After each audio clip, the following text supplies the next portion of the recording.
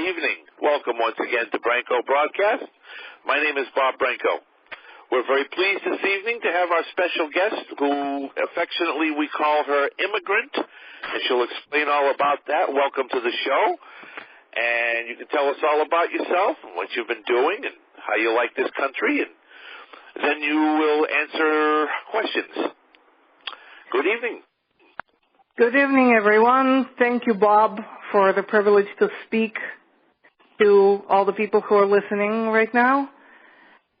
I had come to this country, to the United States, back in 1994, March 28th of 1994, and that explains the screen name Immigrant. I use this screen name on many chat sites and phone lines. It started back in 2001 when I came into a chat line called Graffiti and asked a few questions that I thought were going to be elementary for people who heard me. And I said I was an immigrant in this country and was curious about a few things. That's how the word immigrant stuck as my screen name, and I use it everywhere for privacy reasons and a few other reasons. I had been living in Brooklyn, New York all this time since arrival in America. I grew up in the former Soviet Union. I was born in 1964, totally blind. My blindness is a result of a medical negligence. Oh, wow. And I went to a boarding school for the blind where I learned Braille and a few other things. I was working from home after school for a few years until finally in 94, my family came to New York. Here, I was working for a couple of years as a certified Braille proofreader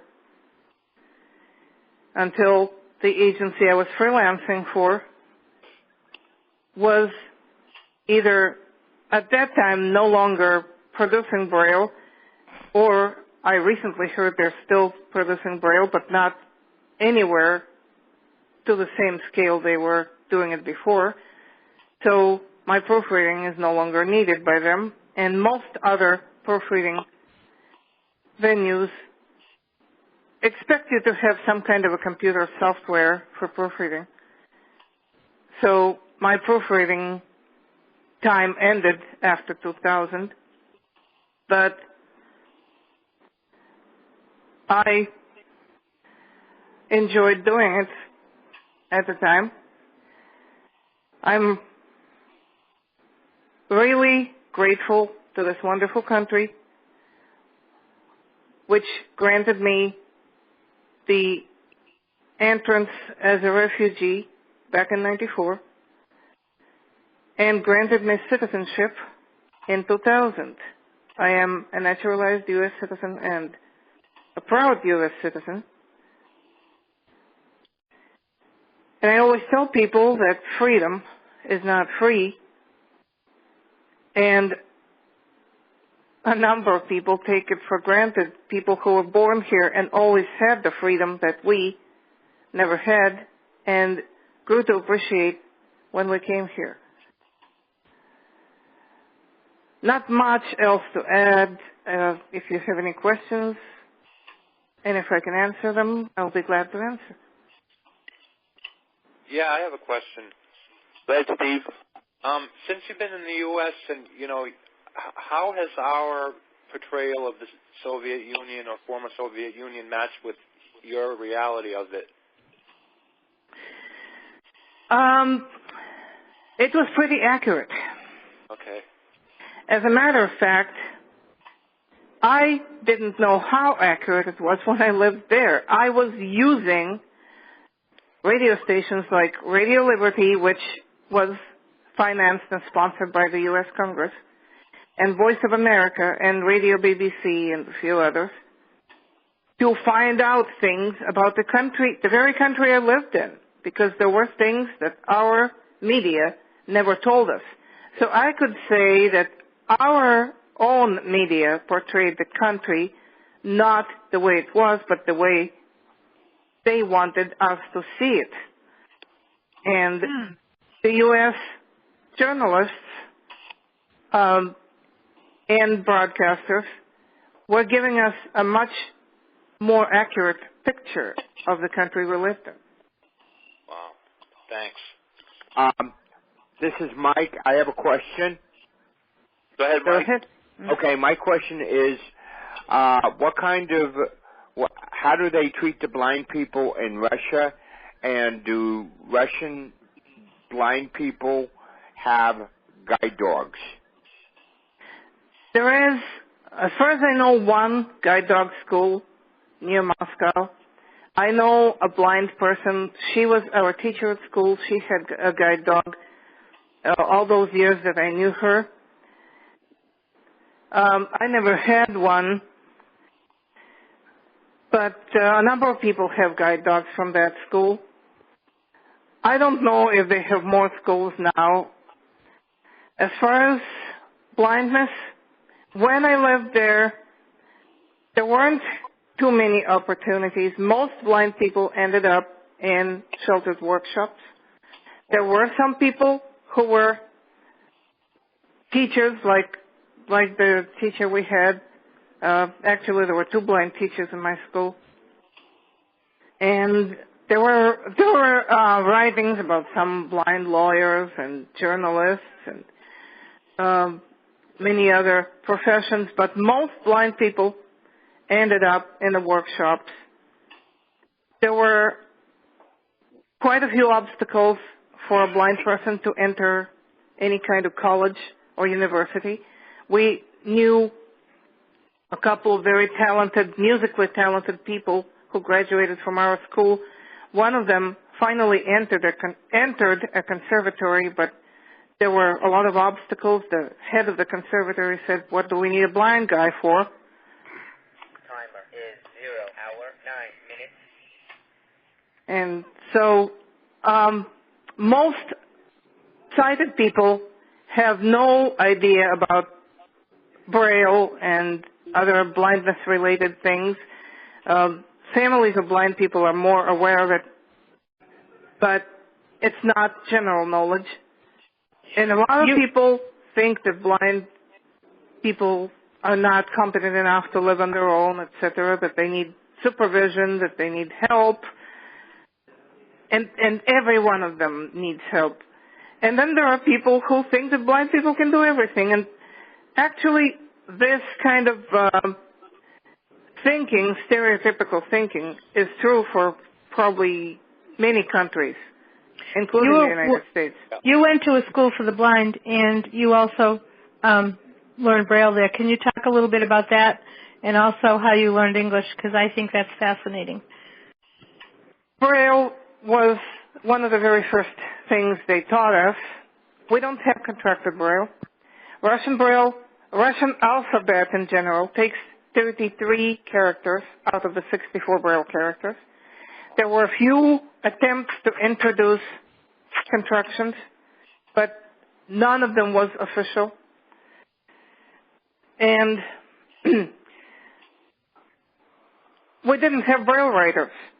It was always a slate and a stylus. A slate is a full-page slate. Oh. I still have a slate and a stylus that I brought here from Russia. If I may make a comment, we should have had a full-page slate. That might have helped a little bit here in this country. As far as learning English, my foreign language at school was German. We didn't have a choice. It was whatever you get at school, whatever the school has the teacher for, that's the official foreign language of the school. So I had no knowledge of English by the time we were getting ready to go to America. My mother had a few self-instruction books that she started reading to me. And I was listening and trying to memorize. With no knowledge of English Braille, contracted or uncontracted, I had to rely on memory alone. So she started reading the first lesson from one of the books, and she said, we're going to study together. The next day she read the same lesson again. I said, I already heard this. Why don't you go on to the next one? She said, next one, I don't understand. Then I said, you will have to read until I tell you that I don't understand, because I need to go on and try learning more. Well, it was one more book, and one more book, and one more book, however many books we had that were self-instruction books. They were explaining the rules of English grammar, the rules of reading. They were improving vocabulary, and as a result, I came here with a rudimentary knowledge of English. There was an organization here that sponsors a lot of refugees. It's called the New York Association for New Americans. One of the programs there is a 12-week immersion course of English. They put you on different levels from 1A, the very beginning, to, I believe it is 6. I was at level 3 from just memorizing those books. And that course gave me quite a boost, quite a jump start. And I'm still learning English, and I will be learning it till the day I die. It's an ongoing process. I have another question. How did they treat you at the school? Were they nice, or were they very strict? The teachers, well, that's a totally different situation. My classmates were not very nice. I had been verbally and physically abused numerous times. The teachers were looking the other way. Part of the reason was my ethnicity, being the only Jewish child at the school. Anti-Semitism is rampant. Oh. And as a result, I decided that after 10 years, the full school would be 12 years. After 9th grade, I went on to work. I dropped out, and I didn't feel the need to stay there for another 2 years because I was a good enough student, but I felt that as a blind person and as a Jew, I had no chance to enter a college anyway. So why try graduating? I would go on to work. Mm-hmm. How did you learn English Braille? Did you learn English Braille? I learned English Braille. I met a blind person in a building where we used to live in the beginning of 94, well, middle of 94, summer of 94. And she brought me a small booklet with Braille contractions. That was my first introduction to English Braille. Then later, when I took the Braille proofreading course, I got the English Braille American Edition book, and I learned the rules of English Braille. That was another way of learning it. But after learning the contractions, I was improving it by reading Braille magazines mostly. I found your former country of the Soviet Union a very fascinating country insofar that I'm a professor here in geography at the University of Vermont, and I taught courses in Soviet geography and had been in the country on a couple of occasions and traveled to various areas to do sabbatical work and so forth. But when I came to teach at the University of Moscow, I had to first submit my lecture to the KGB so that they could make sure that I was not improperly teaching the Russian people. Wherever I went in country, I had to be escorted by the KGB as well and be approved at every single place that I went, because I have CIA clearance and high government clearance through some of my geography studies. Is that still the case, that they restrict education and restrict knowledge from the outside world? Why am I not surprised? I believe that it is still the case, but they will tell you no, it is not. They actually do allow more knowledge, and they open more topics for discussion, but still the former KGB, whatever it is called now, this is called the Federal Security Service, or in Russian abbreviation FSB, but whatever they are called, under Putin, they actually took on the same policies as they had in 1970s and 80s.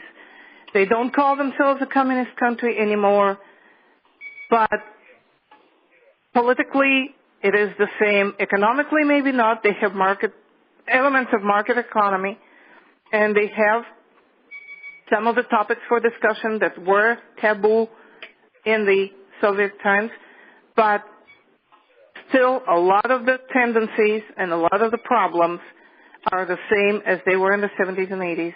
1990s saw a more democratic, more open Russia. After Putin, it was all gone. Because of the Russian-U.S. tensions, when it came to looking at the city-states, these autonomous little economic units where your agriculture, your electricity, everything was self-contained in these little units, and everybody had their own jobs and tasks and everything. To compare that towards capitalism was one of the major things that the Soviets refused to allow out of the country or any U.S. knowledge of, because these city-states were not working. They created a lot of hardship for people, to the point that people were starving. They had really no food or anything, because the Soviet government actually miscalculated and thought things would work out a lot better. Did you have to deal with that kind of difficulty in your country? Oh, yes, shortages everywhere. Shortages for everything. Lines, yes. End of the month sales, when the stores had to boost their sales to make the plan numbers. All that is very well known. End of the year sales. I was talking about the Russian Federation under Putin, but of course the country separated into 15 independent republics, many of which are dictatorships right now, including the country I came from. Well, I'm very glad you're here. I want to welcome you, and if there's ever anything I can do to make your stay here easier, just let me know. Thank you. Yeah, me too. I was wondering, this is Mike in Miami, Aventura. Did you learn Hebrew in Russia? No. I'm Jewish myself.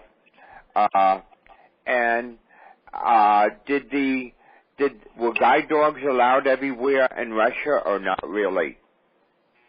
I don't really know the policies at the time, because I never had a guide dog, but I don't think that I don't think that places like restaurants and hospitals would freely allow guide dogs. Wow. I just wanted to add. I don't agree with you. I think I've seen them there. I have to ask you a question. This is Gloria. I've been to Russia many, many, many times. My question to you is, first of all, why did it take you and your family such a long time to leave Russia when everybody was leaving in the 70s and 80s? Not everybody. It was pretty much a lottery. You could be lucky and get a permission to leave, or you could get a refusal. And if you were refused, if you were denied the permission to leave, you lost your job, you lost your livelihood, you lost everything. And you have to suffer not being able to leave and not being really able to stay. You're not really in between, but you're in the same country where you were before, but you're persona non grata. And my parents didn't want that. They were not that brave. And plus, my brother and I had to finish school at least by 1980. Well, I dropped out in 81. He went on to a technical school at the same time. By that time, the borders were closed. Afghanistan kicked in, and it was the end.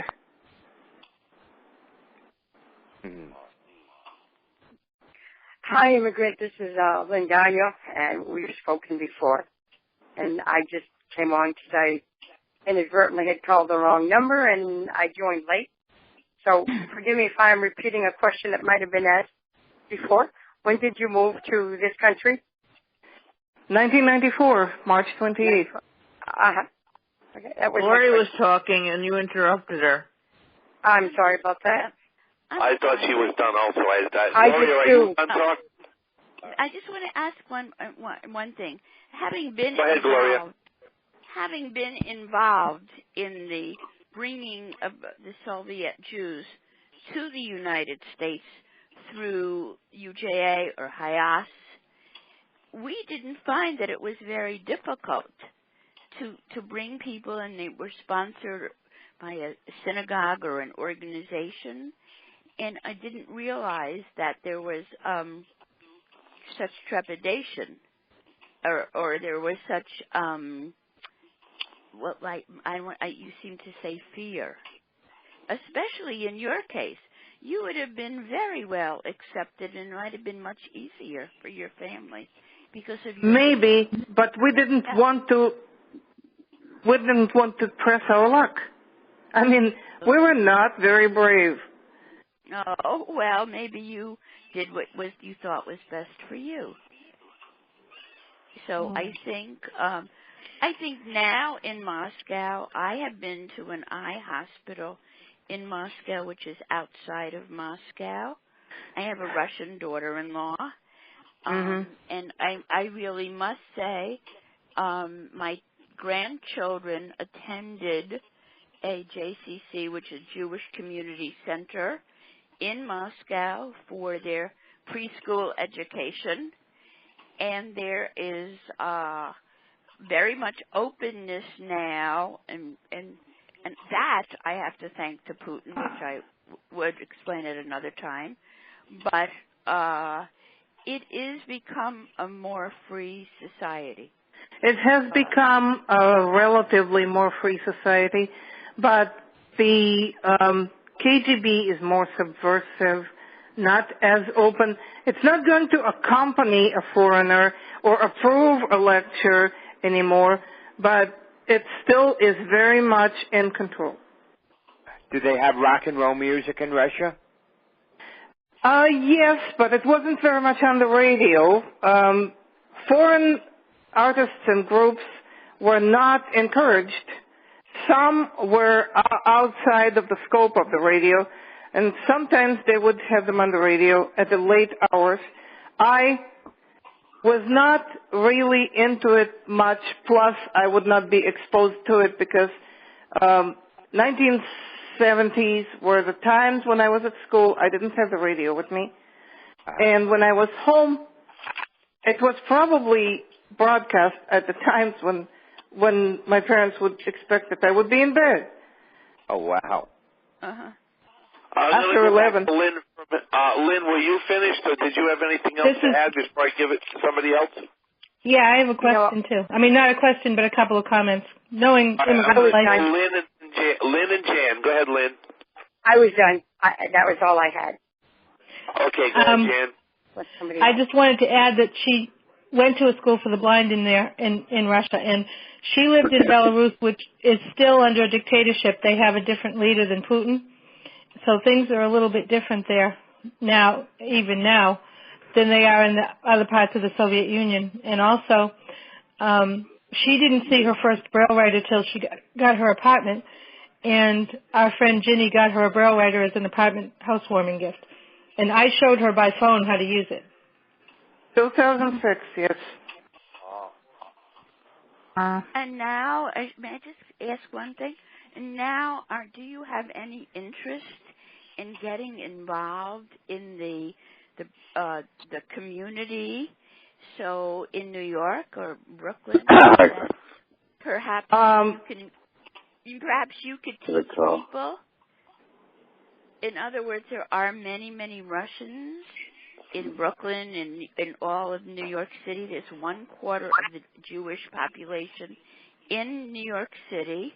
I know, Brighton Beach and all that. Yes, Brighton Beach. No. They're it's all over. And yes, Kings Highway, Brighton Beach, Ocean Parkway, and involved.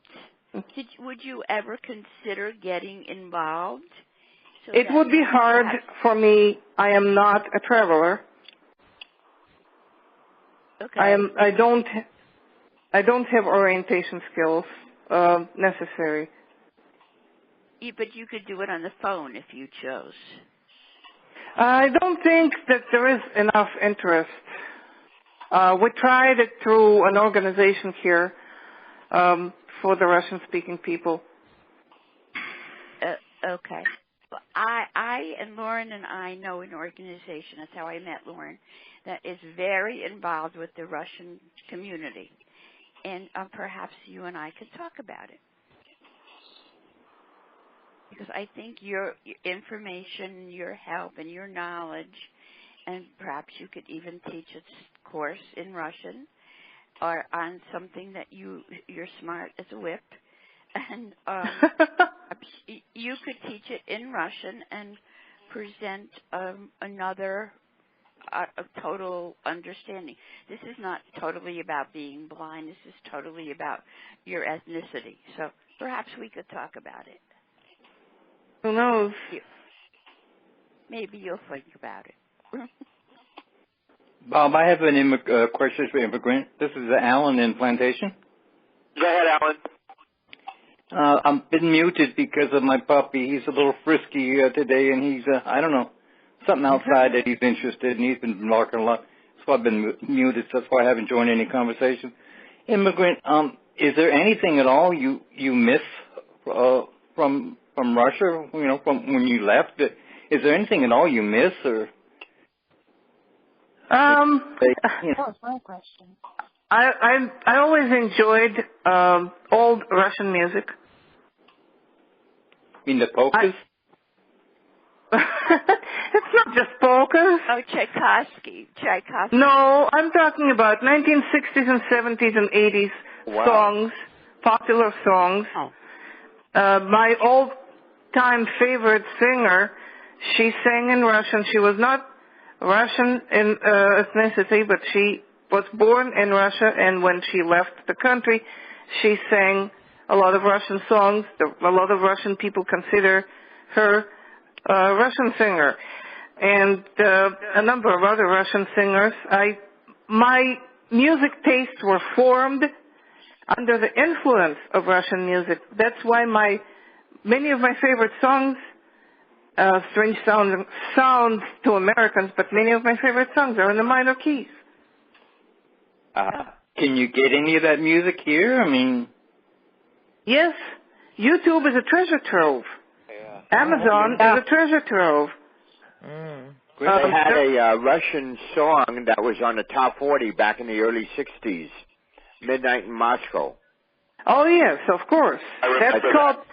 That is called Nights Near Moscow in Russian. Yeah.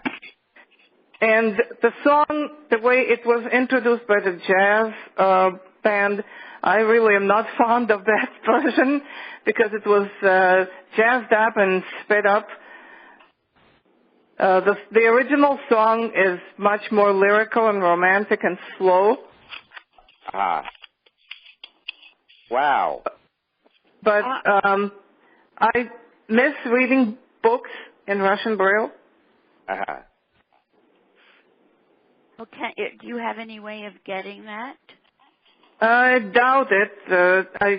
The store and the main publishing house that produces those books would not send them out to other countries, or at least I didn't think they would. Perhaps I could get them for you. Okay, I have some knowledge of those things, so perhaps I can help. And if you're interested, and I'll give my number to you, and you could tell me, and maybe I can have some brought to you. Okay? Thank you. If I can, I will. You know, I have been ordering books for my own reading for years.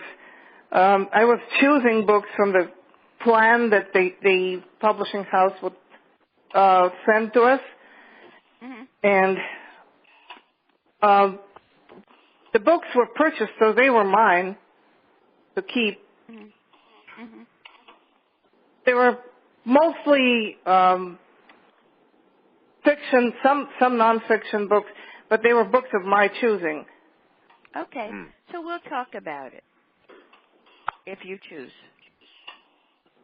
You play an instrument? I play an electronic keyboard currently, which I really enjoy. And I'm doing it for a hobby. I like to record my playing and singing, just for myself and for friends. Is your family here? Excuse me? Do you have any family with you? My parents are here in New York. Good. My brother's family is in New York. My mother's both brothers are in New York. Wow. Do you miss Russia? Not really. Do you get to see your family very often, Immigrant? I had never been there since '94. Oh. I mean, your family that are living in New York. My parents come to visit me regularly. So that was easier for them to come here than for me to come there, because, as I said, my orientation leaves a lot to be desired. So, how did your family relate to you being sleepoy? I think that's the word for blind, right? Sleepoy? Yes. Yeah. It is a hard topic. My parents still consider it a problem, or as my mother says, it's her cross to bear. Wow. A lot of worries that they generate for themselves. A lot of negative feelings, like feelings that I am not competent for this or for that. But that's. Oh wow! I have another question, Immigrant. I was talking to you the other day about dots, putting dots on microwaves, so you wouldn't have to spend so much for a talking microwave oven. And you said there wasn't anybody to help you place things. And I told you everything in this house has got dots on it. My wife has put dots on everything for me in case she's not around. I can use it. Washing machine, dryer. Are you aware that there's groups like the Lions Club that would be very happy to send somebody out to assist you. There's a lot of groups, or a lot of different groups, especially a lot of Jewish groups. I'm sure that would be willing to send somebody to assist you with things like that. I do keep to myself. I tend to keep to myself. It's probably a habit from the time when I was by myself for days at home. And I do enjoy the, I can say company of my friends, because my friends are scattered all over the country. But I do enjoy their company, virtual company, and sometimes going out with a few people here locally. That's another thing that is a lot of fun. But otherwise, I do keep to myself, and contacting organizations, I had never thought of it. The reason I asked, because I belong to the Lions Club here in Broward. I belong to the Lions Club since I started having trouble with my eyesight, to be honest with you. And they're desperate, looking for things to do to help people. I mean, they really, lots of times they run out of things to do to assist people, blind people. That's their specialty, blindness.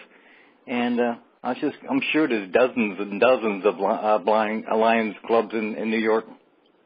Well, we have the Jewish Guild for the Blind, which just merged with the Lighthouse.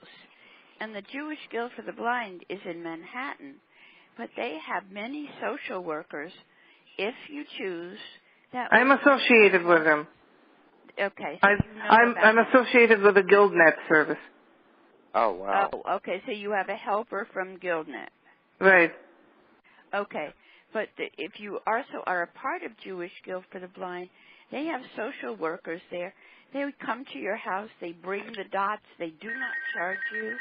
There's a store in the, on 65th Street, because the Lighthouse and Jewish Guild just merged, and they have anything you want, and they will be happy to provide it to you, like a talking clock, like a thermometer, things, whatever you may need. But, I have this feeling that I'm not being intrusive, I hope, but you need to reach out, which is something that's been very hard for me. So, I do have a lot of the things I need. Granted, I ordered them myself through either Independent Living Aids or even through Amazon and a few other things. What I was talking about, what Alan was referring to, was getting a talking microwave oven versus the one that does not talk. And I was saying that if I get the one that does not talk, I don't have a person nearby who would help with labeling, so I would be looking out for a talking one.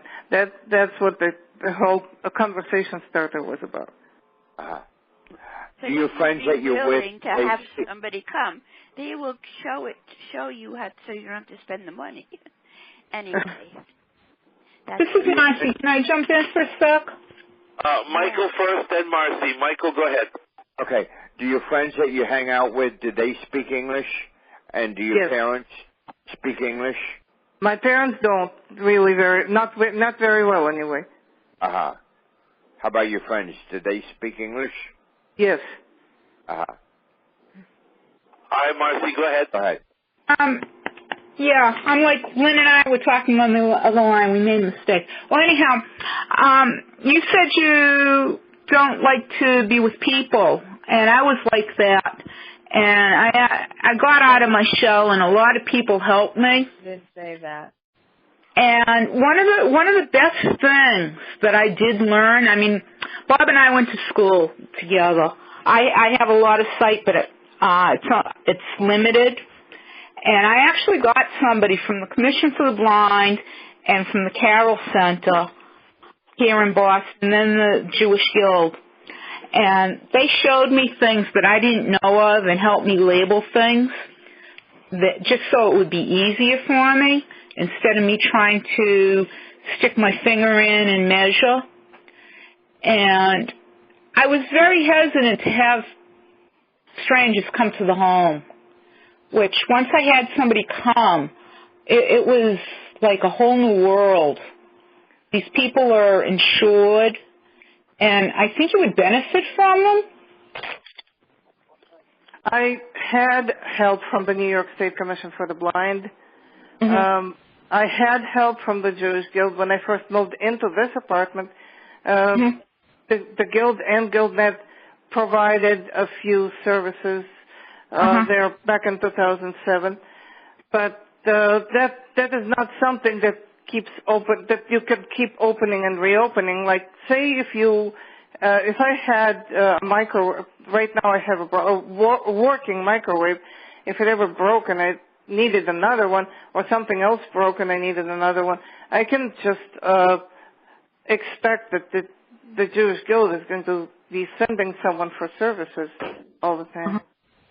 But it sounds like you don't have a social worker, and many of us have social workers and home aides that come in and help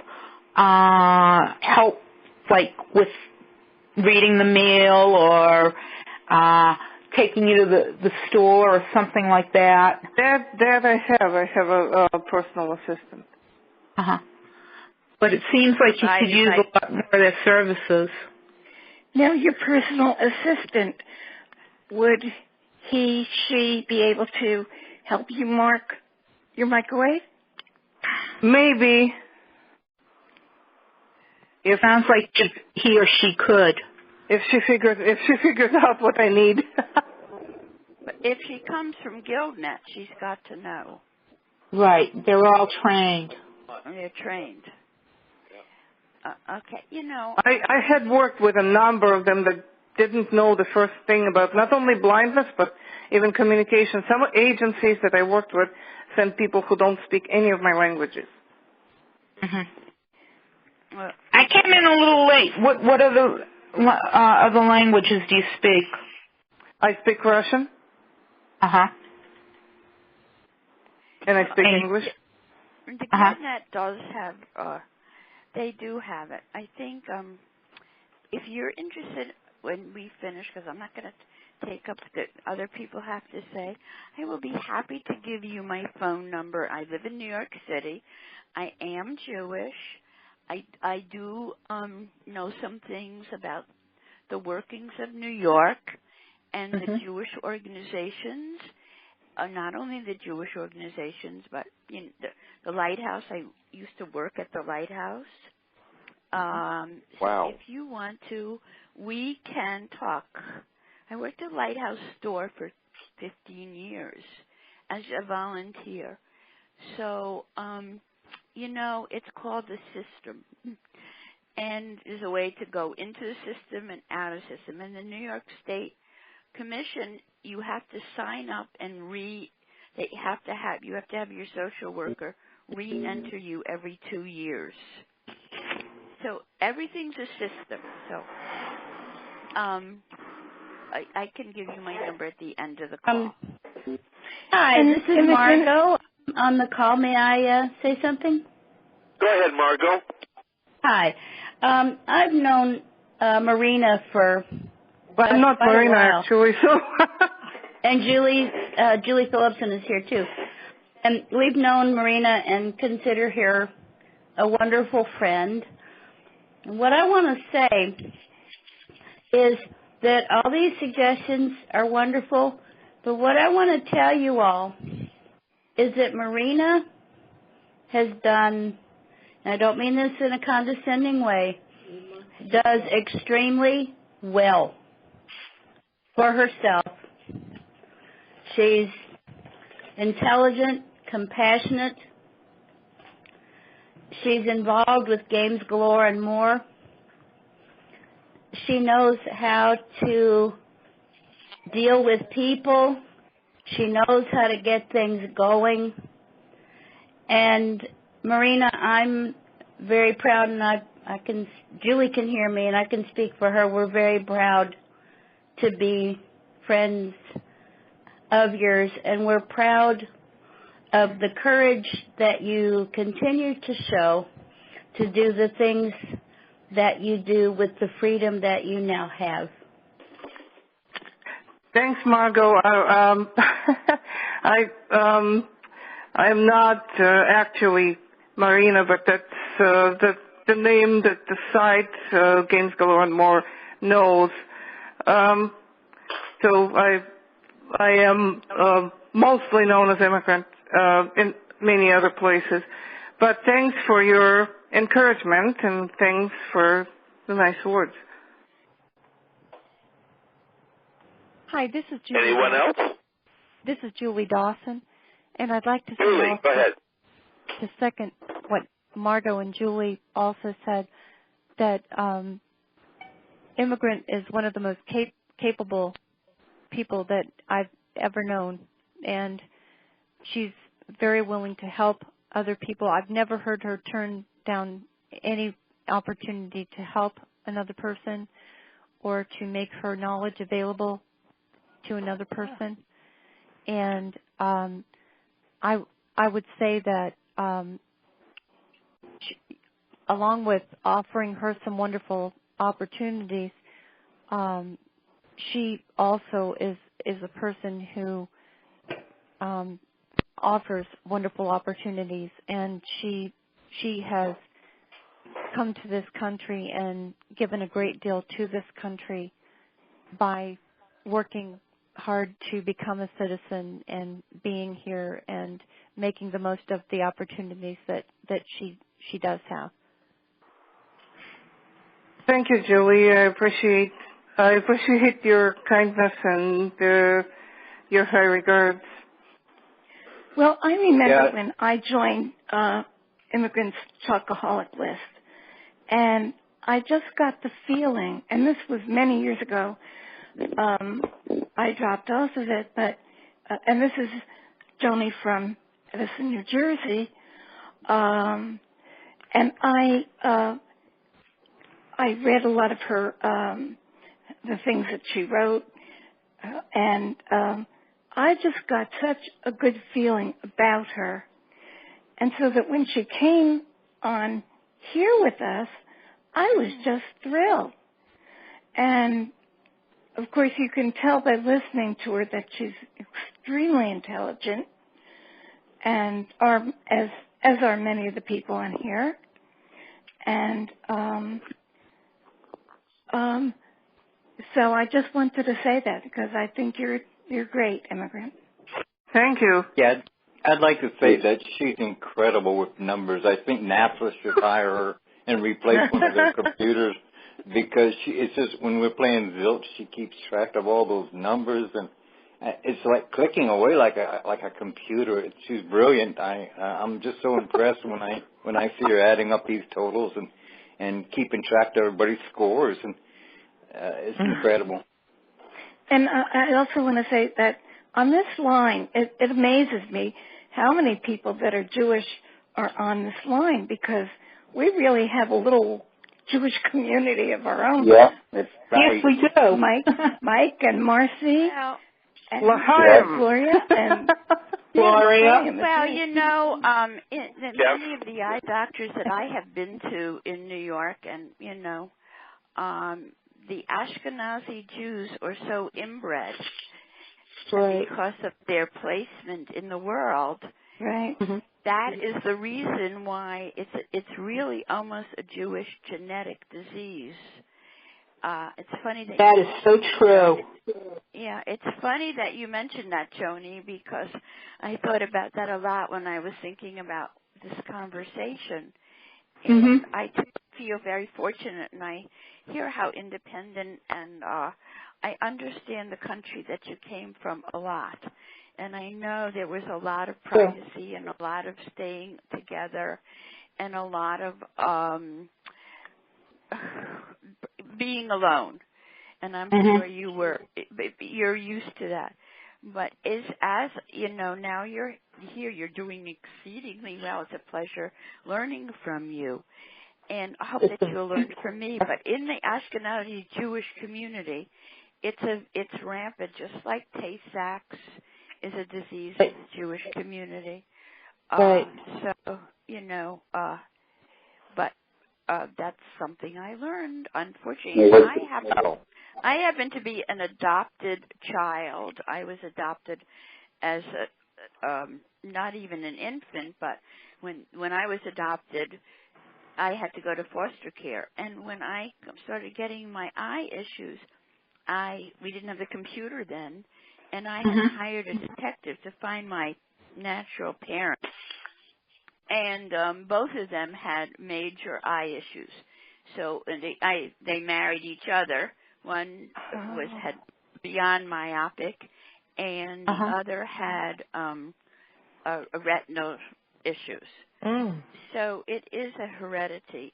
So it's something that I worry about. Well, it's not a genetic anything in my case.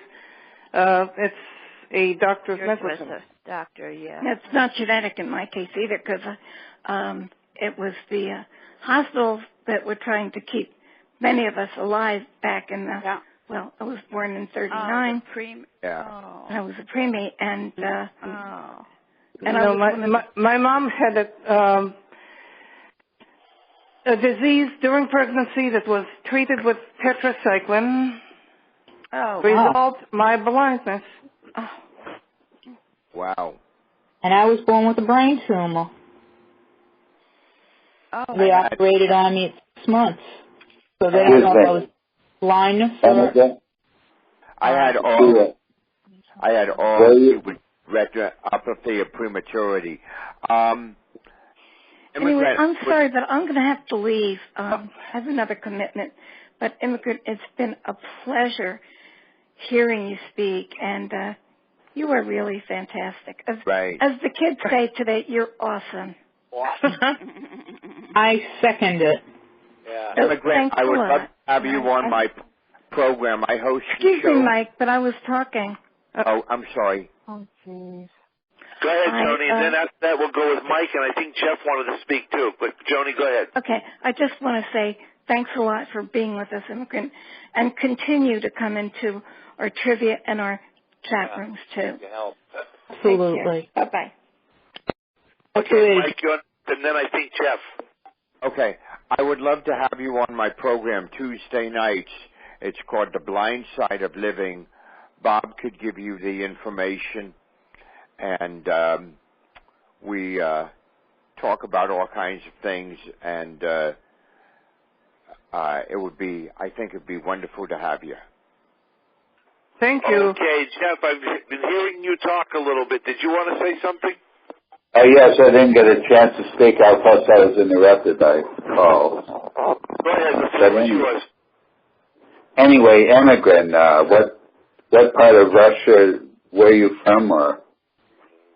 The Republic of Belarus, Western. Belarus, yeah, in Europe. So they're what? They're 7 hours ahead of us, or are they 6 hours now?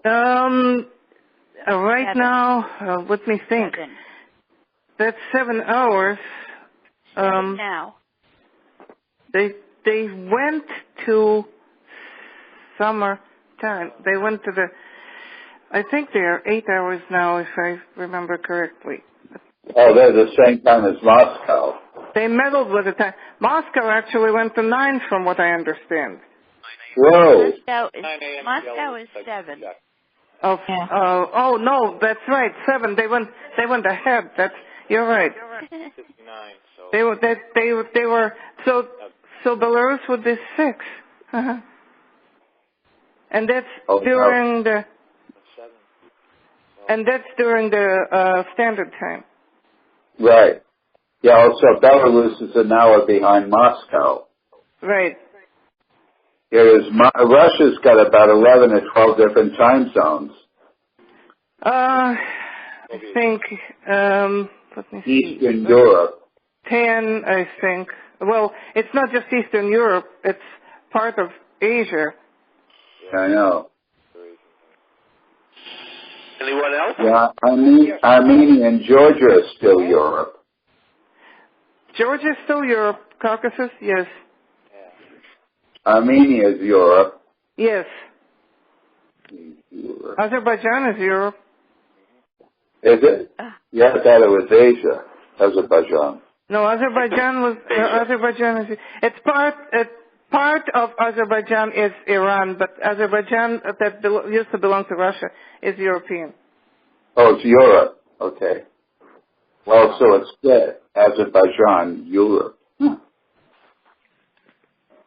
Well, we have time for about two more before we conclude. Yeah, Bob? Don, go ahead. Yeah, okay. But my God, I've been trying to ask a question since the very beginning. Immigrant, this is Don from Massachusetts. I met you a couple weeks ago on trivia, okay? First of all, I have a comment and a question.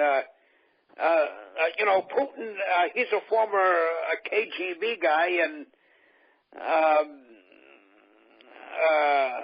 it's a widespread opinion that since he took over, Russian policy's been going back to the bad old days, but in many respects.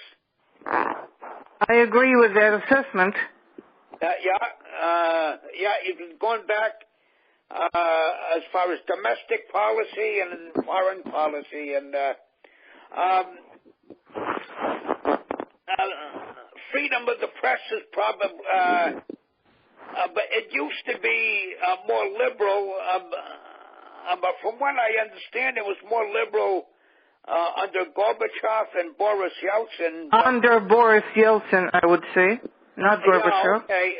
All right. Yeah, and Putin is sitting there back a ways. Oh yes, that's a major setback. It is. Now my second question is, but when you came to this country, you had to learn English. Right. Before Tom. The English language. Yeah. Right. I've heard many people say, I don't know if it's a cliche or what, but I've heard many people claim that learning English is the most difficult language. I don't know if I believe that. I wouldn't say it's the most difficult, but every language is difficult to learn. English has its own things like spelling and idioms and reading rules. Try to read things like EA, for example, bread, and great, and read. It's all EA. Try to think of words like enough, and then dole, all GH. Oh, yeah. Right. But you take languages like Chinese and Japanese and but even Russian. Russian is hard for a foreigner. Russian is hard to learn, but from the respect of foreigners. Right. For anyone who's not a native speaker of Russian language, it would be hard. Right. So, any language is difficult to learn if you have to learn it. Right. That's like the person who learn Hebrew. Okay, one more question, and then we may wrap it up. We'll give one more person a chance. Immigrant, I have a question. Going back to before when people were leaving Russia, I believe there was a lottery. Now, was there groupings like professionals, like people that were doctors and lawyers, and then another group like bricklayers or people that built houses? Did it depend on how the people would be selected? For leaving the country? Yes. No, I don't think so. I don't think we had a lottery. The lotteries, from what I know, are I don't know if they're a recent thing, but they come from actually the State Department in the United States, where people in foreign countries apply for lottery for green cards. Okay. That is a different thing. We didn't have a lottery in Russia as to, when I said it was a lottery, I meant I didn't mean it literally. I meant figuratively. You apply for a permission to leave the country. Mm-hmm. You never knew whether you're going to get a go-ahead and start preparations for leaving, or you're going to get a refusal and then lose all your livelihood. There was never a rhyme or reason, except for the time when people knew they were working at secret factories and objects and institutions, that the state secrets would not allow them to leave. Otherwise, you never knew when you applied whether you're going to get refused or whether you're going to get the permission. That's why there was no rhyme or reason. That's why I said it was like a lottery. Okay, because I know that when my great-grandfather came, he was in a lottery to come to America.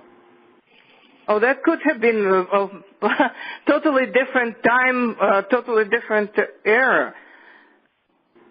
Because my grandfather and my great-grandfather were both furriers, and they were from Poland.